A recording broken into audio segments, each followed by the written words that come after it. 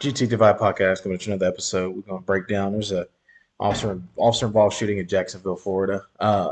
Some of it's going to be kind of blurry because he's running with his camera on. This was October 10th, 2024. But yeah, we're going to break it down. There's some good tactics used here. I thought that these officers did a great job once the initial incident happened, being able to control and calm their nerves and not get not allow what the suspect did prior to the second encounter to cause them to make certain decisions. So this is definitely good training on these guys' parts. So essentially, you got a suspect. He's fleeing. So officer here is going to a call. So our suspect is fleeing. This officer, he pulls a gun out. Officer takes action. Guy, because we it's not like we're shooting big time 45 caliber rounds or anything big like that. He's probably getting shot with 9mm rounds. So he gets back up. He takes off running on the officer. An officer calls it in. Other officers in the area find the guy, and they handle their business essentially. I think that this is very impressive on the part of the police, the way that they handled this guy in this particular situation. Very good situational awareness, very good de-escalation tactics, not getting to a point of doing things based on prior actions, which is something I always talk about a lot. And it's hard in the profession sometimes to forget what they just did, because everything is fluid. Every situation is fluid, and it's continuing to evolve. And so we understand that we can't make a decision based on what you did 20 seconds ago, right? Every single second matters. Every single second counts. So I'm gonna play a little bit. So he's hopping out of his car right now. He's ready to go, and the guy takes off running. You'll see him at a distance. Move! I know 438 got one running southbound towards Romero. Get off! Now! So cop gets out of the car immediately. Sees the suspect. Suspect takes off running. Good commands, good presence, good radio traffic. My man is on the radio as he's running, so he's multitasking. I mean, and that's a lot of our job. We have to multitask. We have to be able to do multiple things at once. And this guy does a great job of doing multiple things at once, being able to get everything called out, where he's at, the guy's running, which way he's running, giving him commands at the same time. You got some citizens that are standing by their car. Hey, get out the way, not please, but get out the way. And so obviously this guy knows that he's in trouble for whatever he did. And so he takes off running. Good!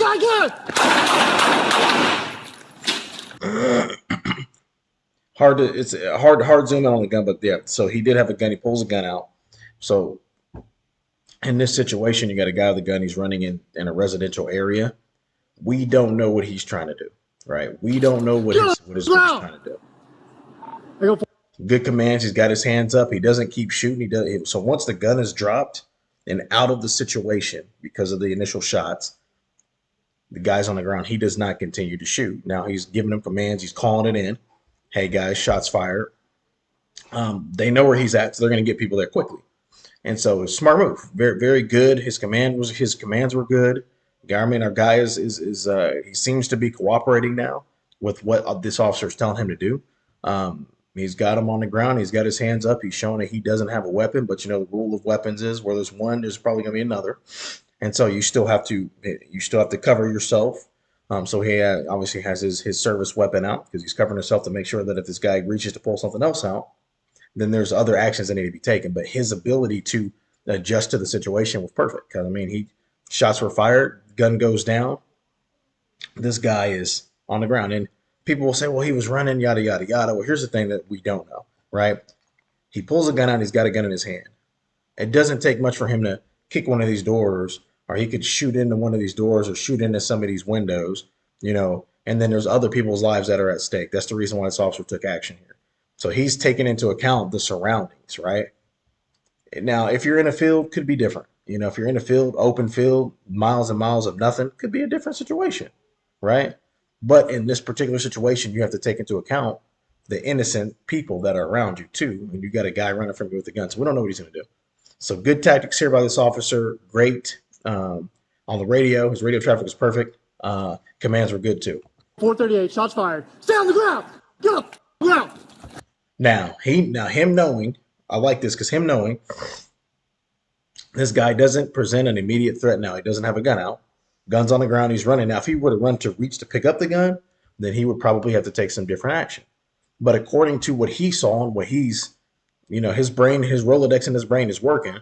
He's like, okay, this guy, the gun is down that we know he has, because you like I said, you can't go off of what he did prior. Well, we can't shoot him now because he had a gun 2 minutes ago. Can't do that. He doesn't have one now. He doesn't present as a threat now. So now he's in chase mode. Now, still lethal because you don't know. I mean, this guy pulled out one gun. He may pull out another gun.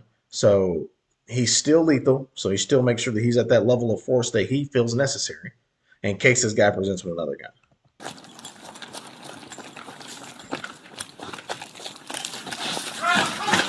Get on the ground, dude. Stay on the ground.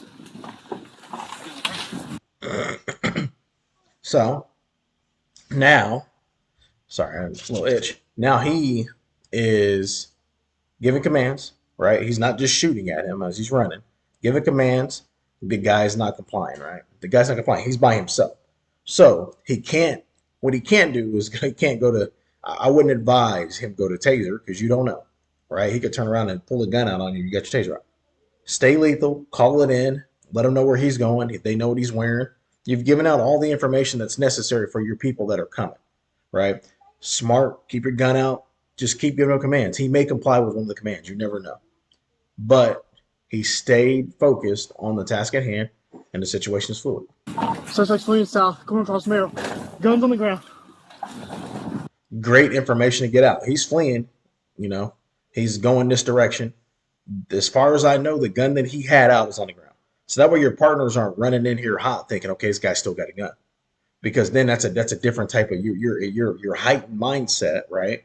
You're going to be different. So your alertness is going to be different. You're going to be looking for a different interaction with this guy if he still has the gun, right? So he doesn't have the gun. Doesn't mean he doesn't have guns on him. Doesn't mean he doesn't have other weapons on him. So obviously this guy presents as a deadly threat, but he doesn't present to the level of immediate danger, right? Because he doesn't have a weapon out. So we don't know if he has a weapon, but your partners that are coming in, they're probably going to be wanting to make sure that they have their service weapons drawn too and give him commands when they encounter him because you don't know.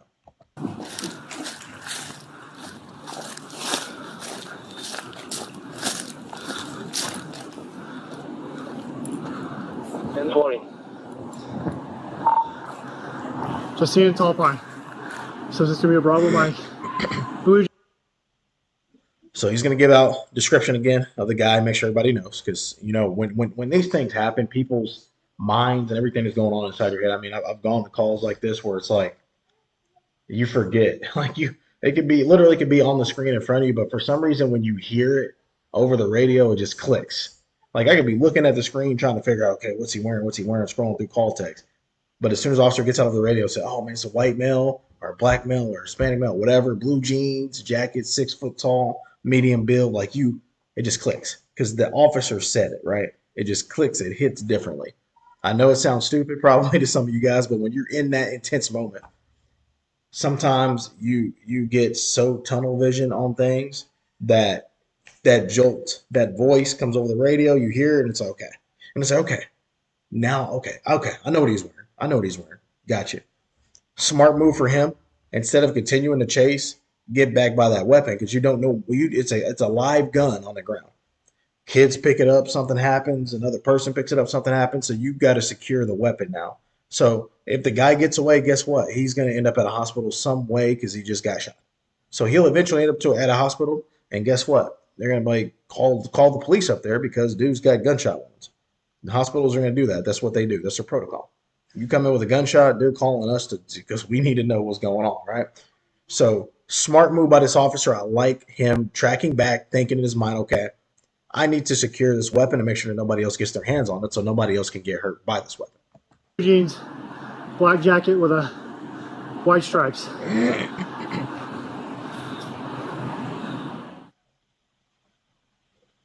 Slow motion here. You see him pull a gun out. Another officer responding into the area here, seeing if they can get in contact with him. Female officer. I like her. I like what she does. She's handling business. Stay right there. Don't move. Don't move. 2282. I got him at. He's got an 18. Do not move your hands. Just stay right there. Put your hands above your head. I get that. Put your hands above your head. Keep them right there. Do not move. Where are you shot at? Don't.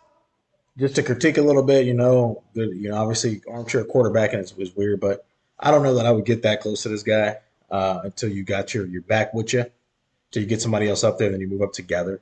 I don't know how big the department is. I don't know if it's outside Jacksonville. It's a smaller suburb of Jacksonville area. I don't know, but moving up on a guy like this is dangerous because you're closing your reactionary gap, and you don't really know what this dude's about.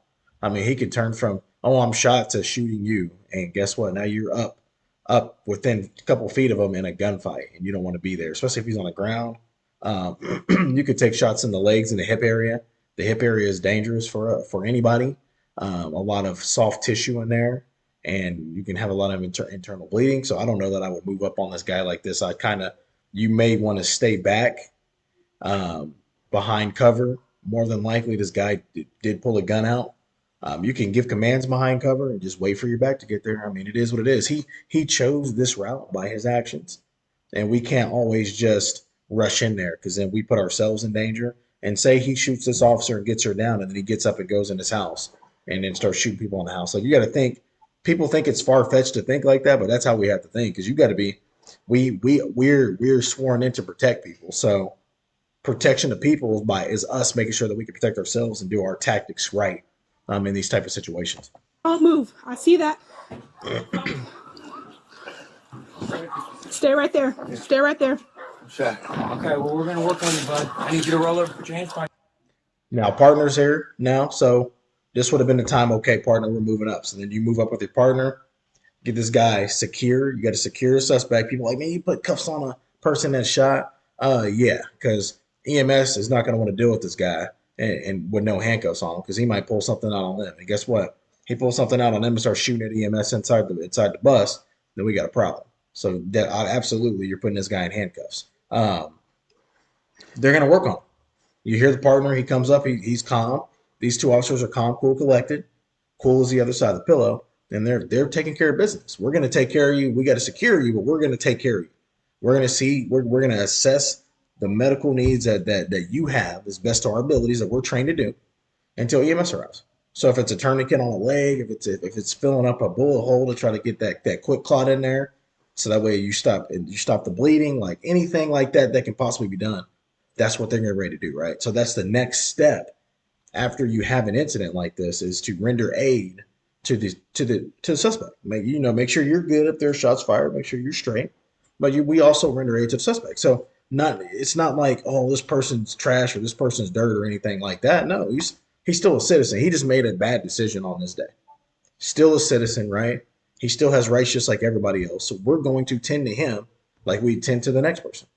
We can't have the mindset of bias where I hate this guy or I hate this person because of their actions. We can't do that, right? We have to treat them like we treat the next person, right? Even though he chose this route today, we still have a job to do as officers.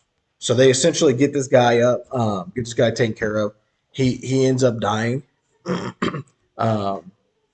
because of his wounds, probably with the initial adrenaline of getting shot. He probably didn't feel the pain and where he got shot at. And so he takes off running again. And I think and if you're bleeding and you're pumping blood like that because you're running, then you're just going to be pumping blood out of your body quicker. But these officers to me, they did a great job de-escalating things. Once the initial shots rang out, being able to control themselves and calm their nerves to the point where they don't just keep shooting. Number one, the first officer did a great job of not leaving the weapon. Like, he's running. In your mind, you want to get the suspect. Trust me, I know you want to catch the guy.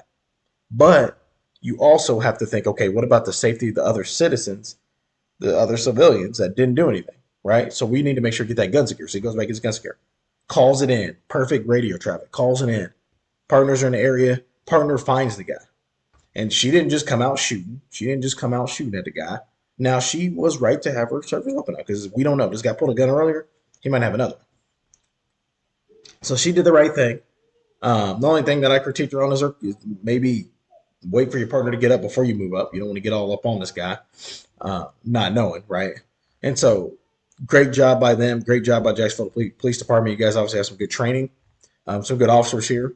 This GT the Vibe podcast, I just want to kind of critique a couple things. You know what we do at the Vibe. We talk about everything and everything under the sun. I have experience in this field, so it's kind of easier for me to speak on these things. I am not biased. Like if somebody shoots somebody and it's unjustified, it ain't justified. It is what it is. We and best believe good officers talk about that. We have conversations. We're like, man, you shot that person with the skillet with the water. You really shot that person? That's crazy. We have conversations about that because like if we know we wouldn't have done it and you did it, we gonna talk about it. Like that's just how it is. And it also keeps it's fresh in our mind now because it's like, what if I do encounter that same situation? What would I do? And that's kind of how our job is. Like you can't encounter everything. Like most encounters that you'll have, it'll be your first until you get some repetitive. You go to DV calls. You go to sophisticated calls. Like you'll get there's some repetitiveness, but there are some anomalies where you encounter something that you never encountered before. So you have to be prepared. And training is key. Well-trained departments will have less problems. Like well-trained departments will have less problems. You also have to get the right people. Like you might have somebody that's scared. If you have somebody that's scared, a scared person is going to make mistakes, right? You want to have somebody that's not afraid to do what needs to be done, but also understands how to reel it back in. And that's the hard part is reeling it back in. Like once the adrenaline gets going, you're amped up. It's hard to like tone it back down. But again, GT the Vibe podcast. Please like, subscribe, and share. We will continue to push. I'm out.